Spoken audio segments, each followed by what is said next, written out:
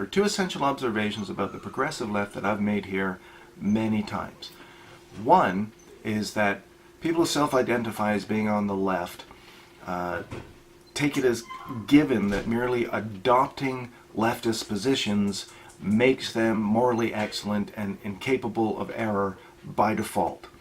And the other is that leftists replace thinking for themselves with making themselves a vehicle for generic leftist ideological interpretations and opinions and conclusions.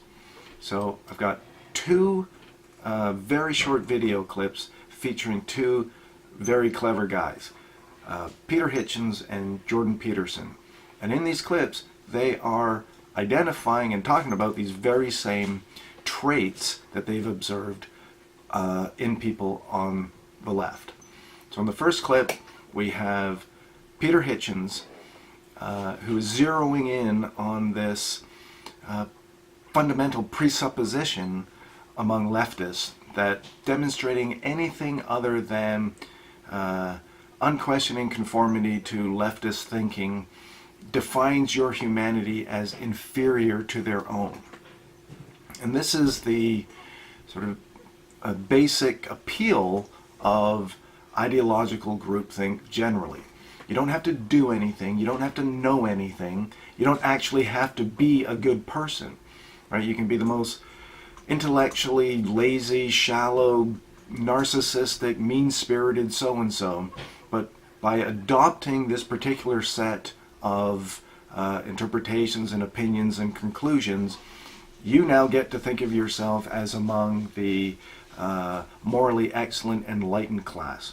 And of course, by extension, that means everyone who disagrees with you is your moral and intellectual inferior.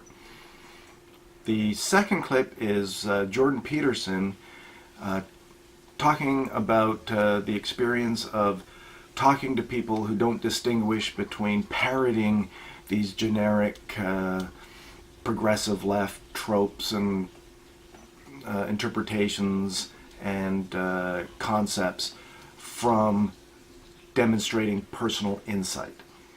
And I've seen this a million times, I'm sure you've seen this a million times. You're talking to people and you're just hearing the same social justice 101 speak coming out of them.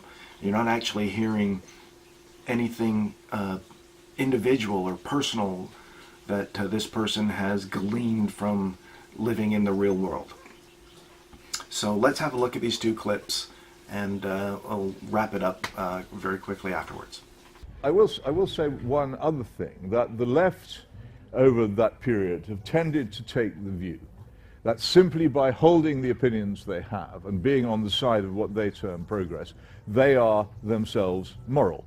And that those who don't hold their views, which I don't, are themselves immoral. So I take, for example, the fact that I happen to think that capital punishment is sometimes justified in the case of heinous murder. Now, you can argue about this with me and you can disagree with me about it, and I will happily take you on. But the reaction of most self-described civilized persons in London to any suggestion of that kind is to recoil like a salted snail from me as a person, because I am so evil that I hold this view. And this seems to me to be a major problem in public discourse. You cannot really debate against anybody who despises you. And I find that it's very difficult a lot of the time to actually hold debates, because very rapidly the rules of reason and logic and the presentation of fact in support of argument flies out of the window, and it becomes about who and what you are. And that seems to me to be a major problem with almost all modern political discourse. The left think they're right, and not merely that, they think they're better people. You were talking about the necessity for consistency in ideology. It's like, I'm not hearing what you think. I'm hearing how you're able to represent the ideology you were taught.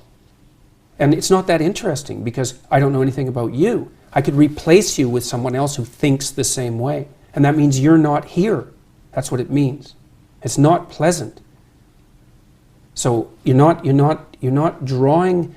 integrating the specifics of your personal experience with what you've been taught to synthesize something that's genuine and surprising. and engaging in a narrative sense as a consequence. And that's the pathology of ideological possession. It's not good. And it's not good that I know where you stand on things. Once I know a few things, it's like, why have a conversation? So identifying these traits goes a long way to explaining why people on the left have a tendency to issue definitive truth claims and assertions, which they never really bother connecting to anything demonstrably true or real, rather than making like proper, reasoned, logically coherent arguments, right? And I think it's a case of, when you take for granted that the interpretation you're representing is universally accepted as absolute truth by all decent, smart people, then there isn't a lot of incentive to demonstrate that you know what the hell you're talking about. And I think it's also why people on the left have a tendency to express their disagreement in terms of personal value judgments, right? So you don't get a lot of proper arguments in the form of, he said X, this is why X is wrong. You tend to get from the left things more like, he said X, saying X means you're not as good a person as I am, right? And that you're not as good a person as I am takes forms that we've all seen a million times, right? So it's you're a racist, you're a misogynist, you're a transphobe or a homophobe, or you don't care about the planet or your children's future as much as I do. These are the standard reactions you get when you question or challenge someone on the left about their standard generic opinions that they're representing.